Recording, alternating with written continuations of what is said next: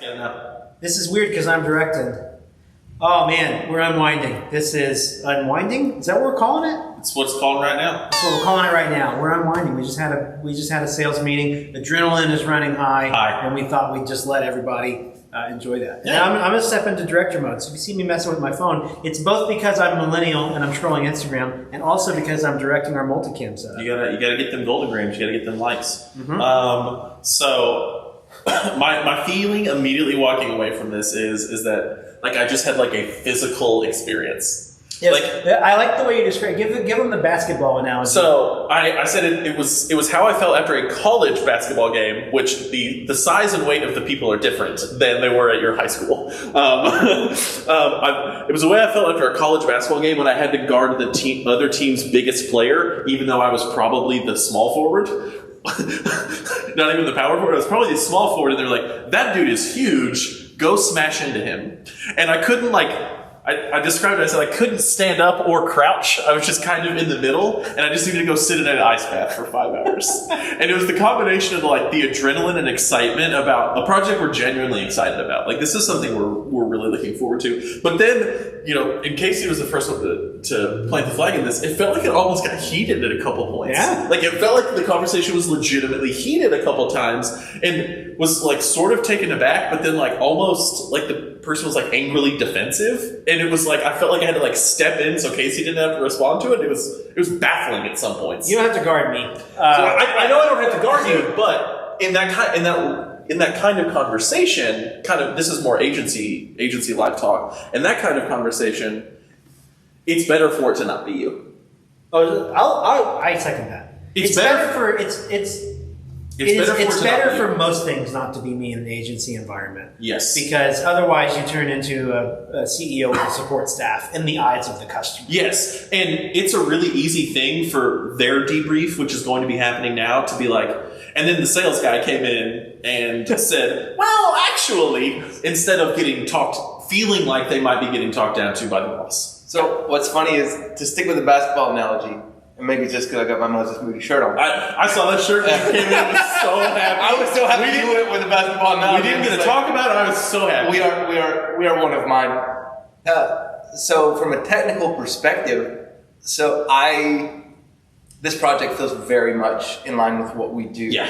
So there's no technical apprehension. Yeah. And so I felt a little underutilized in the meeting in the sense that I definitely played a role, but it was just like if I were the center and I was down low and I'm the big man, and they don't have a big man and it's just a 3-point shooting team, just like raining it from the back, like they all think they're Steph Curry and they're not shooting that high. There's no one for you to guard. I'm just going to grab the rebound and give it to my team and let them go down the other end and score. And then when they come back and they just like shoot their threes, I'm just like, nope, you're not even going to chase your shot. No, you're already, okay, cool, here. I'm going to hand this to one of our passes off to the point guard. And so I felt like I was a part, but I never felt the challenge that you did because you were out there just like, guarding the one dude who could really rein it in from the 3-point. And there were several points where, thinking about the continuation of the analogy, I feel like my team won, but I didn't play well. Like I feel like we won, but like it was a shit game for me. That's okay. So the reason why we feel beat up, in my opinion, after a conversation like that, is because it is, I think, such a good project for us. Yeah. Right? We're excited. We wanted it bad. Yes. Right? And so we went in and played hard. We came in, that's the whole it's great for the pretense of the bit that we're recording right now, is to come out of this conversation, a sales meeting, where sales meeting uniquely in our business is by far the most, save only maybe for bill collection, the most high-tension conversation that we can have as an organization are these sales conversations. And you can't systematize it. You can't make a template to make it go a certain way. We made a fucking agenda and still came out with that. Yeah. So I had the questions, and I kept trying to quasi-answer the questions. I really liked the sound that the agenda made as it went flying by. Well, and I even so nicely slapped you Do we just let this continue? Oh, sorry. I went do not disturb so that we didn't have any sort of like. The funny thing, I didn't even see that you I slacked me. almost slacked you once as well. The funny thing is that you pivoted back to the things I was most concerned about us flying by at the end. And so like we got everything we needed to, but that meeting it didn't get sideways in a negative way. Like we've had other sales meetings get sideways in negative ways before.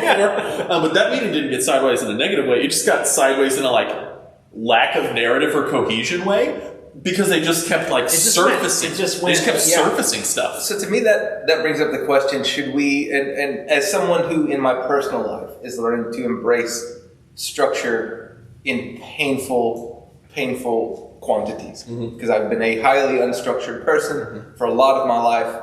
It's done really well, but the complexity of my life and the nature of being all of the things that I currently am requires more structure. It makes me wonder: like, is there a place where, looking forward, do we need to have a little more structure in those meetings so that we have the agenda, and then on top of that, like, this is where the structure is just like, we show the agenda to the client and confirm, like, does this agenda align with your objectives for this meeting? Because if not, you're going to take us way off the rails. That's the kind of thing that I can give a general yes to and then a specific no. That's what I was thinking. We actually, in general, we did have that. Right, I know we did have that agenda going into the conversation. But because we didn't approve it with the client, maybe. Man, if I'd approved jack shit with any of them, it still would have went to hell in a prop plan. Like, it still would have gotten absolutely napalmed. Yeah. I have to clarify, this was a good meeting. No, we're being critical of ourselves. This is what happens when, in my opinion, if we're not this critical of ourselves,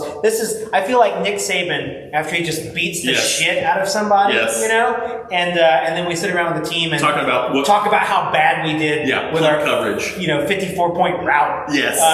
You know, it was a good conversation, but like the stakes are high because it's the client we want.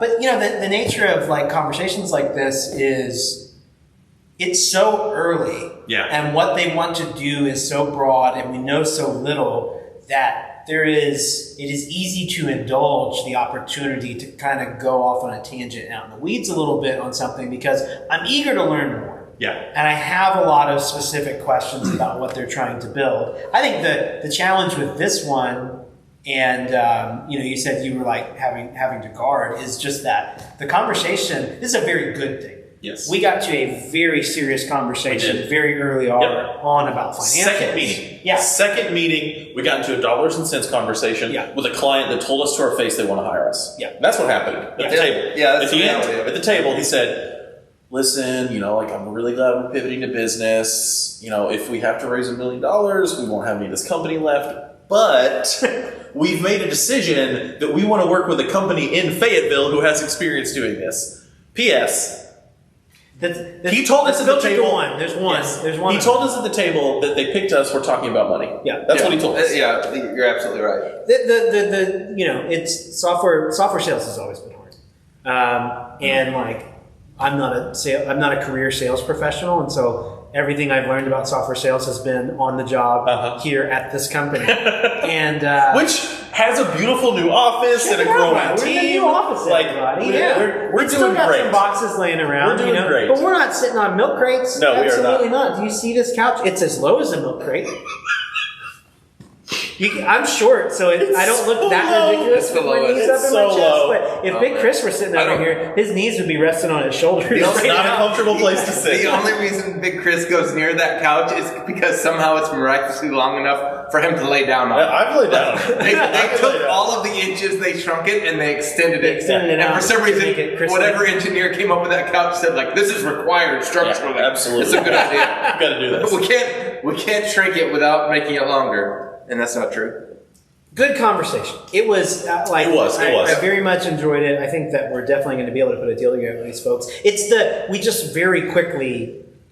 What happened? I think if I'm gonna coach the footage. Okay, if we're gonna sit and watch film. Watch the tape. I think that what happened was we got to the most difficult part of the conversation, the dollars and cents, the money conversation. At the end. Before, well, yes, but still in the it was at the end of this meeting, but it was still in the relationship before we had completed the customer education. So early. Right? Yeah. So early. And when the customer education isn't done yet, that conversation is really, really difficult because they're not bought in yet to our crazy hippy-dippy philosophy of like cost time and money to employ people, but I can't tell you specifically what it's going to cost to build this piece of software because everything that you haven't written on this piece of paper yet will be wrong by the time you write it down, but it's okay. And it's in your best interest. And we have a system to help navigate that, and the cost to run that system is fixed over time, but it is not fixed in relation to what the software does, right? And their organization is backed up against some contractual obligations where they may have fixed themselves a little bit more to scope than we're used to, and that's causing some friction. Discomfort. Right? Discomfort. That's the thing, right? What happens is there's always risk on the table in every business deal, right? There's risk on the table here, and so far everyone has come to the table with like, well, here's my idea of how you can bear all the risk, right? That was the first thing they opened up with. Clients do the software, and they say, what can you all do to bear all of this risk? And we go, we don't really want to do that, but here's an idea that we have where you bear all of the risk, and we presented both of these options where it's like, who wants to be holding the bag if something goes sideways? And we haven't yet, we ran out of time, gotten to the part of the conversation where we sit down together and figure out how to share that risk amongst us and price the services accordingly. The more risk we take on, the more money we're going to make. And I think that you've elucidated a great point. It's going to Irish goodbye out the back of this I'm conversation. going to try to Irish goodbye. Where I got it! He's on camera 3. you look so good doing it. I've likened this sales process that we go through a lot to starting to date someone. Because it's squishy, and you usually have positive. Are you about to overshare? You about to overshare previous relationship? Not in this one. Subscribe, like, and follow for next week. That's the Patreon content. Anyways, I digress.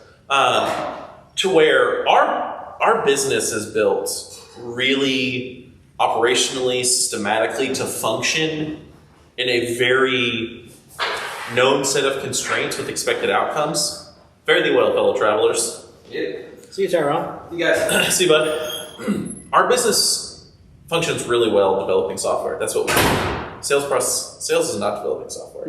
No. Sales is like meeting someone, getting friendly, starting a dating relationship, which there are not rules for. Nope. There are like made up rules that like people have expectations, but they're not actually rules for that. Yeah. And it's kind of messy and usually weird, but both people usually like come in with a positive feeling about each other and then like sort of figure out where to get to the next steps along the line somewhere, ? And sales feels a lot like that to me. It feels a lot like we're all at, insert place X. It's a little late. It's kind of dark and hazy. We're like, I like that one. It's Smoke and Burger. Yeah. It's insert place X. Well, we've moved up market. We're at Theo's. That's right. We're at Theo's, and they're like, I like that project. Yeah. That project looks at you, and they're like, I like that team. And then you just figure it out from there. And sometimes there's... What's your deal, though? What's your thing, right? Yeah, everyone's got a thing. Yeah, what's your thing? There's risk in this interaction. Yes, there is risk. Is there a way that you can take all the risk? Yep. Or am I going to have to take on some of the risk? We only go to my place. You only meet my family. There's a way that works. I only pick the restaurants. I only pick dinner. There's a way that you can works. pick Netflix, and that's a big give. But we're still using my password. And that's not how, and this is going to be very common among a lot of the agency or service businesses that are like us, that are around this, where they've got a really great system in place for how they do business. Yeah. But sales exists in this other place where you can't systematize it. You can't. You can try, and we can make boards in Notion, which are good, and we are and will continue to do. Well, we Notion the shit out. Oh my god, we wrote an agenda. We Notion. I did. We built slides, all that stuff. I promise I did. I will say it's consultative sales. It's this way. That's right. If you are selling a $15 per user seat software as a service packet, you can probably turn that into a 15-minute script. Yeah, every time. That's the same for everybody. That's how people do these. Like, have you seen the cattle call sales now? Where it's just like, hey, I would like to talk to a sales rep about buying this for all my team. They're like, cool. We have a sales webinar every Thursday at noon. Yes, just come in there with 100 people and like we're gonna play a video that sells to you. It's like timeshare sales. Basically, is where SaaS is at. God. It's so bad. My now deceased paternal grandfather was an ogre of a man and would always do every single timeshare thing he could just because he knew he would bully himself out of the final close room, and he would get whatever like fucking $50 Branson gift card they were giving away. Get the meal. He would be in there by himself, like we'd be off doing some family vacation thing, and he's over there getting the timeshare spiel for a $20 Golden Corral gift card. And it's like, what are you doing, man? What's happening here? I mean, I'm getting some fucking rolls. Is what I'm doing. Okay, have fun. You could have bought them. Yeah, could have just bought them. Yeah. Oh man! All right, good times. Good times. We'll close it there. There you go. I feel unwound.